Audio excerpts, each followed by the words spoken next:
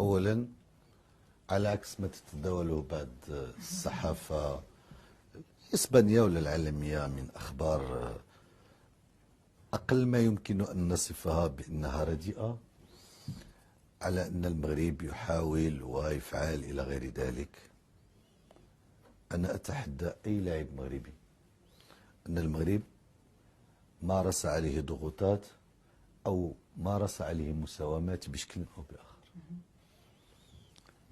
أنا أعكس الآية وقلتها سابقا، أن اللاعب هو الذي يتشرف بحمل القميص الوطني المغربي.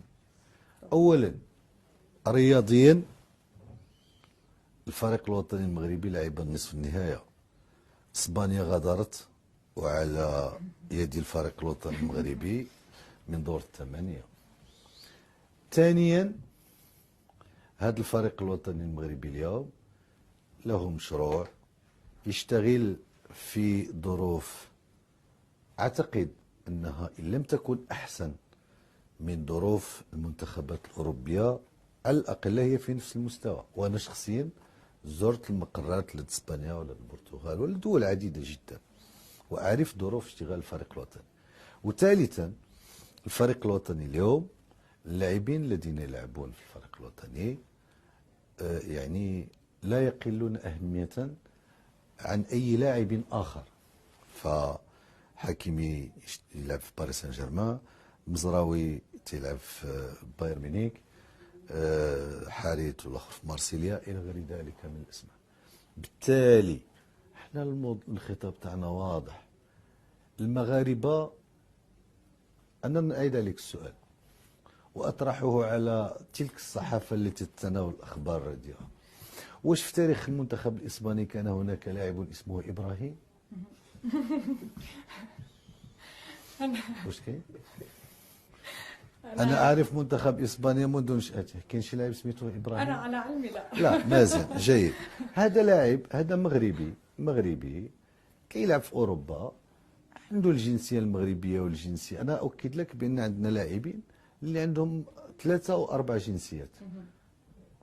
ريشاردسون اللي كيلعب الآن في الفريق الوطني، أبو أمريكا عنده الجنسية الأمريكية والأم مغربية وهو عاش في فرنسا وازداد هناك، عنده 4 جنسيات. تنقولوا اللاعبين للمغاربة والذين هم مغاربة أينما وجدوا.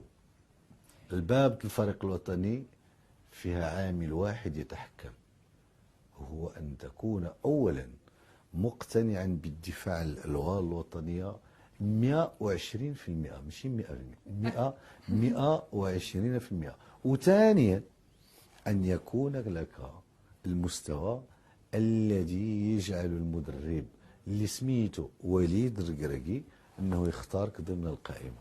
ما عدا هذين المعيارين لا مكان لا لفلان ولا لفرتلان. المغرب ان شاء الله الملاعب المتوفره غادي تعرف اصلاحات يعني وترميمات تجعلها مؤهله، لا من حيث الكم عدد الجماهير، يعني كل الملاعب اللي غتحتضن كأس العالم إن شاء الله سنة 2030 لن تقل طاقتها الاستيعابية عن 55 حتى 60 ألف متفرج. هذا هو الحد الأدنى. الملعب الوحيد الذي سيشيد من جديد هو ملعب الدار البيضاء الكبير، وغادي تشيد بمدينة بن سليمان المجاورة للدار البيضاء، ويكون يتسع لأكثر من 110 ألاف متفرج ما شاء الله ما شاء الله، وسيجعله مؤهلا لاستضافة أهم حدث في كأس العالم. جرت العادة على أن البلد المنظم لكأس العالم يحتضن تظاهرة كبيرة عالمية لاختبار كل المنشآت الرياضية والملاعب والقدرات والتفاصيل. قبل كأس العالم الأندية التي كانت يعني هذه، لأن أول مرة غتنظم كأس العالم للأندية السنة المقبلة في صيغتها الجديدة ب 32 فريق، كانت تنظم كأس العالم للفرق. كان بطل أفريقيا وآسيا واثنين من أوروبا وأمريكا اللاتينية يجتمعون في إجراء تظاهرات عالمية. اليوم كأس العالم للأندية المقبلة في صيغتها نتاع 32 فريق ستنظم السنة المقبلة بأمريكا. وعلى نفس المنوال سنة 29 بحول الله سينظم المغرب وإسبانيا والبرتغال هذه الكأس لتختبر، بل بالعكس لا نقول لتختبر، لنؤكد جاهزيتنا سنة قبل احتضان كأس العالم بحول الله.